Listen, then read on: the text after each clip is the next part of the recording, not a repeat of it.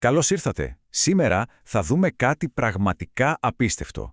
Το πώς ένας απλός κυριακάτικος περίπατος σε μια παλιά προσική πόλη κατάφερε να αλλάξει τον κόσμο για πάντα, θέτοντας τα θεμέλια για τεχνολογίες που χρησιμοποιούμε όλοι μας κάθε μέρα.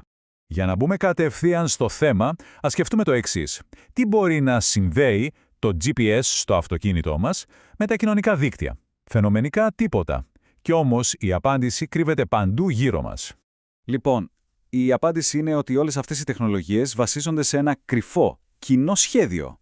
Έναν μυστικό χάρτη θα λέγαμε, που δίνει ζωή στα πάντα, από το ίδιο το ίντερνετ μέχρι την ανακάλυψη νέων φαρμάκων. Το ενδιαφέρον? Αυτός ο χάρτης δεν δείχνει δρόμους, δείχνει συνδέσεις. Και το όνομα αυτού του χάρτη, θεωρία γράφων.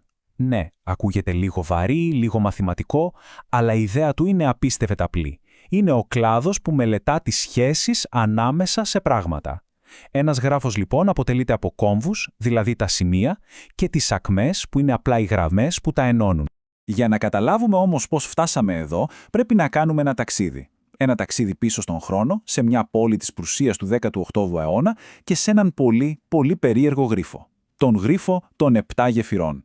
Φανταστείτε λοιπόν την πόλη του Κένιγκσμπεργκ, το σημερινό Καλίνινγκραντ. Ήταν χτισμένη γύρω από τον ποταμό Πρέγγελ και είχε μια ιδιαιτερότητα. Απλωνόταν σε 2 όχθεις και σε 2 μεγάλα νησιά που συνδέονταν μεταξύ τους και με την ξηρά με 7 γέφυρες. 7. Ούτε μία παραπάνω, ούτε μία λιγότερη. Αυτός ο αριθμός ήταν η καρδιά του γρίφου που απασχολούσε, σχεδόν βασάνιζε θα έλεγε κανείς, τους κατοίκους της πόλης. Το ερώτημα που προέκυπτε από τους κυριακάτικους περιπάτους τους ήταν φαινομενικά απλό. Μπορεί κάποιος να περπατήσει σε όλη την πόλη, περνώντας από κάθε μία από τις 7 γέφυρες, αλλά μόνο μία φορά? Πολλοί προσπάθησαν. Κανείς όμως, κανείς, δεν φαινόταν να μπορεί να βρει μια τέτοια διαδρομή. Και κάπου εδώ στην ιστορία μας μπαίνει ο ήρωάς μας. Το πρόβλημα έφτασε στα χέρια του λαμπρού Ελβετού μαθηματικού του Λέοναρντ Όιλερ. Και ο Όιλερ είδε αυτόν τον απλό, καθημερινό γρίφο με έναν εντελώς νέο, έναν πραγματικά επαναστατικό τρόπο. Η κεντρική του ιδέα ήταν απλά ιδιοφυής. Σκέφτηκε, ας αγνοήσουμε τις αποστάσεις, τα κτίρια, το ακριβές σχήμα της πόλης. Δεν έχουν σημασία. Και τι έκανε? Μετέτρεψε τον γεωγραφικό χάρτη σε ένα απλό διάγραμμα. Κάθε κομμάτι ξηράς έγινε ένα σημείο, ένας κόμβος. Και κάθε γέφυρα μια γραμμή που ένωνε αυτά τα σημεία. Ο ίδιος ο Όιλερ έγραψε το 1736, ακούστε το ερώτημα είναι αν υπάρχει διαδρομή η οποία διασχίζει κάθε μια από τις γέφυρες μια μόνο φορά. Πληροφορήθηκα ότι κάποιοι λένε πως δεν γίνεται και άλλοι διαρωτούνται. Κανένας δεν υποστηρίζει πραγματικά ότι υπάρχει αυτή η διαδρομή. Η λογική του ήταν εκπληκτικά κομψή. Παρατήρησε το εξής: για να περάσεις μέσα από ένα κομμάτι ξηράς και να συνεχίσεις τη βόλτα σου, χρειάζεσαι μία γέφυρα για να μπεις και μία άλλη για να βγεις, δηλαδή ένα ζευγάρι. Αυτό σημαίνει πως κάθε ενδιάμεσο σταθμό στη διαδρομή πρέπει να έχει ζυγό αριθμό γεφυρών. Οι μόνες εξαιρέσεις, η αφετηρία και ο τερματισμός. Αυτοί οι 2 κόμβροι θα μπορούσαν να έχουν μονό αριθμό γεφυρών. Και έτσι, με αυτήν την απλή παρατήρηση, ο Όιλερ δεν έλυσε απλώς τον γρίφο. Έκανε κάτι πολύ πιο σημαντικό. Απέδειξε μαθηματικά ότι ήταν αδύνατο να λυθεί. Και κάνοντάς το αυτό, χωρίς καν να το επιδιώξει, γέννησε έναν εντελώς νέο κλάδο των μαθηματικών. Αυτό το σκεπτικό λοιπόν οδήγησε σε έναν γενικό κανόνα. Ένα θεώρημα κλειδί.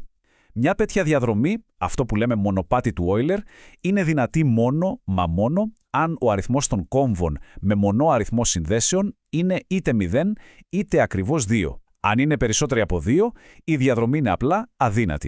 Επιστρέφοντας τώρα στο Κένιγκσμπεργκ, πόσους τέτοιους μονούς κόμβους είχε? 4. Και τα 4 κομμάτια ξηράς είχαν μονό αριθμό γεφυρών. 3 από αυτά είχαν από 3 γέφυρες και το 4ο είχε 5.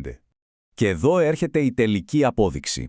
Με 4 κόμβους μονού βαθμού, που είναι παραπάνω από 2, ένας περίπατος που να διασχίζει κάθε γέφυρα μόνο μία φορά ήταν μαθηματικά αδύνατος. Τέλος. Ο γρίφος είχε λυθεί οριστικά. Ήταν αδύνατος. Η λύση του Όιλερ όμως ήταν κάτι πολύ παραπάνω από την απάντηση σε ένα τοπικό ένιγμα. Ήταν η στιγμή της γέννησης της θεωρίας γράφων και της τοπολογίας, κλάδων που σήμερα διαμορφώνουν, συχνά χωρίς να το ξέρουμε, ολόκληρη τη σύγχρονη ζωή μας. Η κληρονομιά είναι πραγματικά τεράστια. Ξεκινάει το 1736, αλλά φτάνει στον 20ο αιώνα, όπου αυτή η θεωρία γίνεται θεμελιώδης για τους υπολογιστές και την ανάλυση δικτύων. Και σήμερα είναι ο κινητήρας πίσω από το GPS, τα κοινωνικά δίκτυα, μέχρι και την έρευνα για νέα φάρμακα. Για να το καταλάβουμε καλύτερα, κάθε φορά που το GPS βρίσκει την ταχύτερη διαδρομή, στην ουσία λύνει ένα πρόβλημα γράφων. Όταν ένα κοινωνικό δίκτυο προτείνει νέους φίλους, αναλύει τις συνδέσεις μας. Το ίδιο ακριβώς ισχύει για τη χαρτογράφηση του ίντερνετ, για τη μοντελοποίηση πρωτεϊνών στη βιολογία, ακόμα και για τη βελτιστοποίηση των αεροπορικών δρομολογίων. Και οι αυθεντικές γέφυρες, τι απέγιναν τελικά? Η ιστορία τους είναι συνδεδεμένη με την ταραγμένη ιστορία της ίδιας της πόλης. Το Κένιγκσμπεργκ βομβαρδίστηκε σφοδρά στον Δεύτερο Παγκόσμιο Πόλεμο.